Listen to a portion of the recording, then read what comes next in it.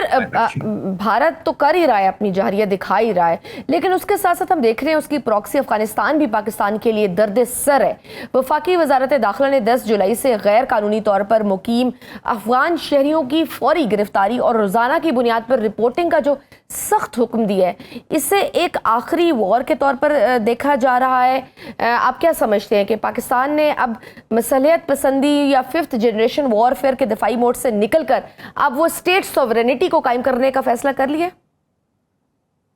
बिल्कुल।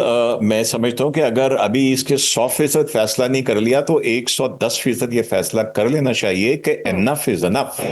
अब ये इनको 40-45 बरस हमने इनको पाला है, और ये जो तालिबान का रिजीम आया है इनसे इनके अपने लोग तंग हैं। अभी मैं कल खबरों में देख रहा था कि कुछ एंटी तालिबान ग्रुप्स हैं जो मुसल्लह होकर इन तालिबान की हुकूमत के खिलाफ वो अपना जिहाद या जंग शुरू करना चाहते हैं, और इनको दुनिया में कहीं पजीराई नहीं मिल रही। आपको शायद आपने देखा हो कि 3-4 दिन पहले तालिबान का एक वफद जो है यूरोपियन यूनियन से मुलाकात के लिए ब्रसल्स में गया।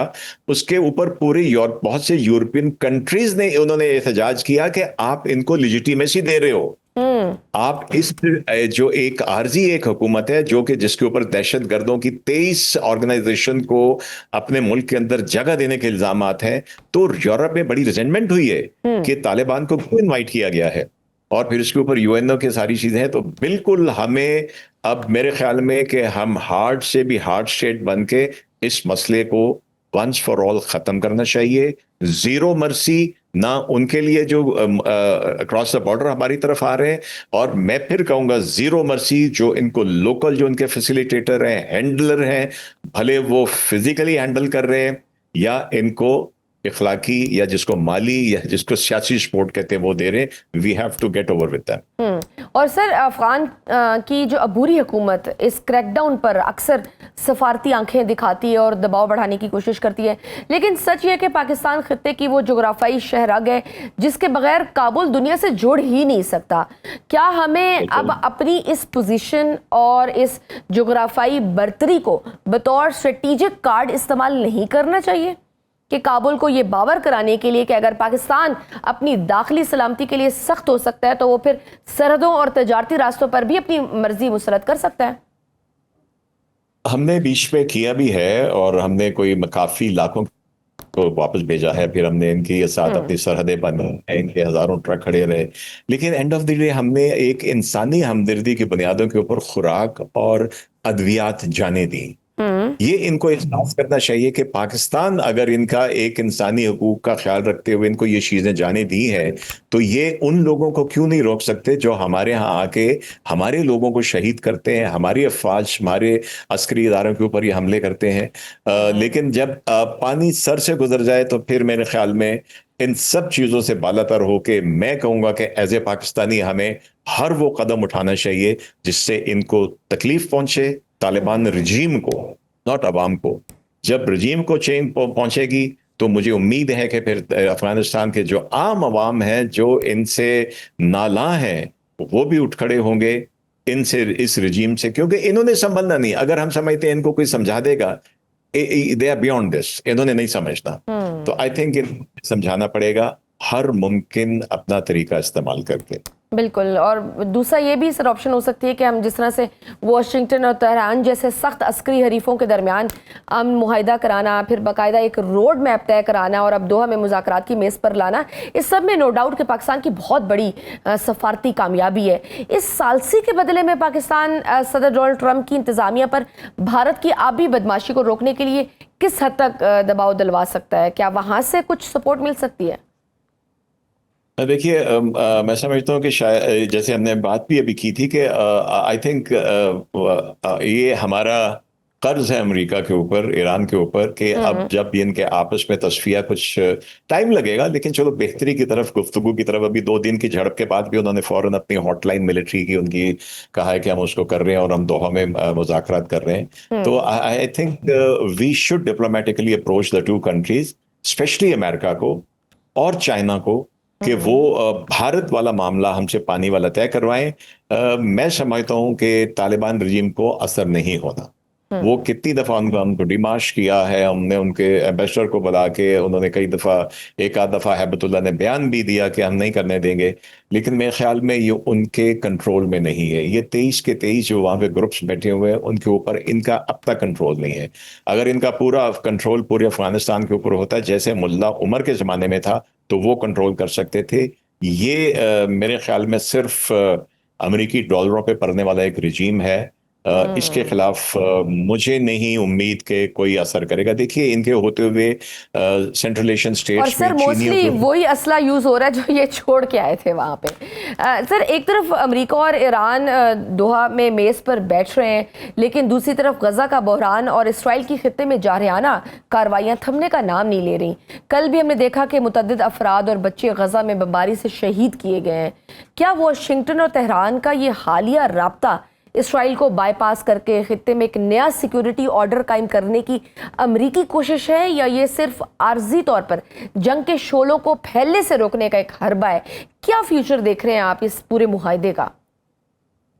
ये अमेरिका तो डेस्परेटली, अगरचे वो अपनी पावर शो करने के लिए उसने स्ट्राइक्स की हैं कुछ दिन पहले भी, उससे पहले भी की हैं, और लेकिन उसके बाद ईरान से पहले वो नेगोशिएशंस की बात इस दफ़ा भी ट्रंप ने पहले बात की है और वैंस ने भी पहले बात की है, ये कह के कि हम जारहियत को टॉलरेट नहीं करेंगे, लेकिन फौरन बात की कि हमने मिलिट्री हॉटलाइन लगा दी है और हम दोहा में हम मुज़ाकरत का जो है हम करने लगे हैं। जबकि ईरान ने प्रैक्टिकली देखा जाए तो उनकी जो ऑफिशियल स्टेटमेंट है उन्होंने कहा कि हम कोई नहीं करने लगे, हम कतर से पहले बात करेंगे उसके बाद अमेरिका से बात करेंगे। तो बिल्कुल, मैं पहले भी शायद आपके ही प्रोग्राम में कह चुका हूं कि ईरान को थोड़ा डिप्लोमेटिकली इस वक्त प्ले करना चाहिए। देखिए जो इसराइल और अमेरिका या अमेरिका के ऊपर ज़ायनिस्ट लॉबी का कंट्रोल है वो इतनी जल्दी नहीं जाएगा, लेकिन उसमें हमें क्रैक नजर आए हैं।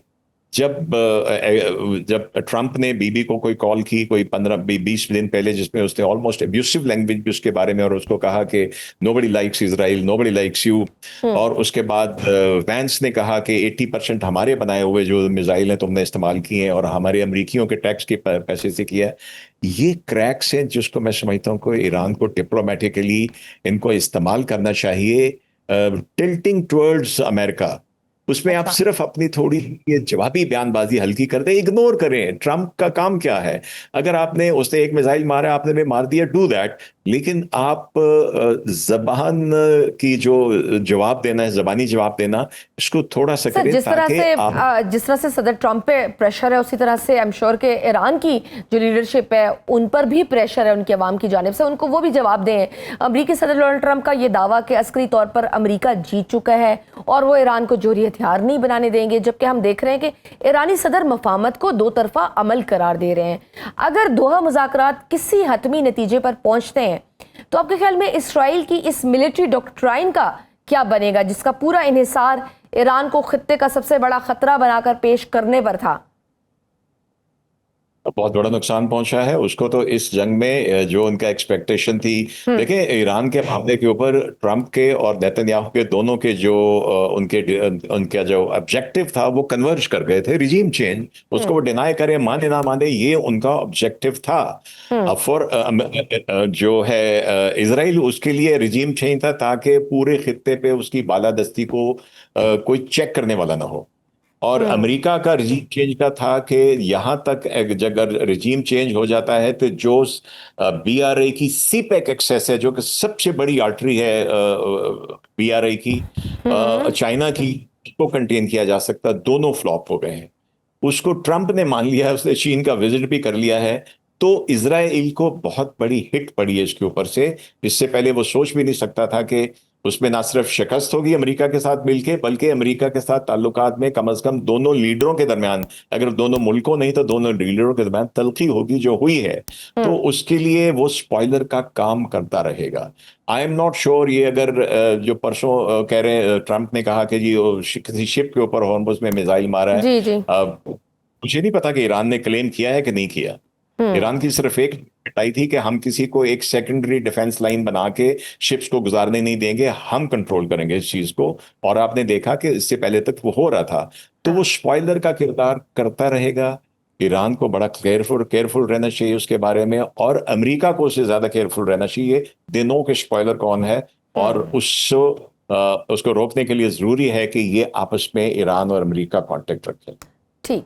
लास्ट में साजिद साहब, जिस तरह नए अलाइंसेस बन रहे हैं और ताकत का तवाजुन बदल रहा है, अगर भारत मशरक़ी वुस्ता के इस बदलते हुए मंजरनामे में इजराइल का सबसे बड़ा स्ट्रेटेजिक इत्तेहादी बनकर उभरता है, तो पाकिस्तान के लिए उसके क्या सिक्योरिटी असरात होंगे? पाकिस्तान के लिए मेरे ख्याल में सिक्योरिटी असरात बिल्कुल नहीं होंगे। हम इंशाल्लाह बेहतरी की तरफ जाएंगे पूरे रीजन में। आप देखिए कि पिछले 15 दिन के अंदर कितने मुल्कों के जो आर्मी कमांडर्स हैं, उनके दूसरे कमांडर्स हैं, वो पाकिस्तान के फील्ड मार्शल से, नेवल चीफ से, एयर चीफ से मिल चुके हैं। और हमारा बहरीन का, इवन बहरीन का, कुवैत के, मिस्र के, मोरक्को के, और रीजन में पाकिस्तान को जो एक सफारतकारी की वजह से बर्तरी हासिल हुई है, इंडिया और इजराइल मिलके भी मिलिटरीली उसको खत्म नहीं कर सकते। हमें एक फोकस रखना चाहिए इसी के ऊपर। रीजनल अलायंसेस जो सऊदी अरब से हमारा बनना शुरू हुआ है, जिसमें कतर हमारे साथ होपफुली होगा, जिसमें इवन लेबनान, आपने देखा होगा इवन लेबनान के जो कमांडर हैं वो आए हैं, उनकी फील्ड मार्शल से मुलाकात हुई है, लीबिया होके गए हैं, इराक के होके गए हैं। सो ये सारी चीजें जो है हमें इनके ऊपर फोकस करना चाहिए। आई एम श्योर कि मिलिटरीली हमारी जो अपनी ऑलरेडी पॉलिसी और हिकमत अमली है, उसमें ना इजराइल को जरूरत होगी। वो आप एक दो इंसिडेंट तो आप सुन ही चुके होंगे कि जब कुछ थ्रेटन करने की कोशिश की थी, फिर हमारा क्या, उनको बड़ा क्लियर उनको हमारा मैसेज गया था कि अगर आपने कोई हरकत की तो आपके साथ क्या होगा। और ये चीज भारत को हम बहुत साल, बहुत वर्षों पहले कह चुके हैं।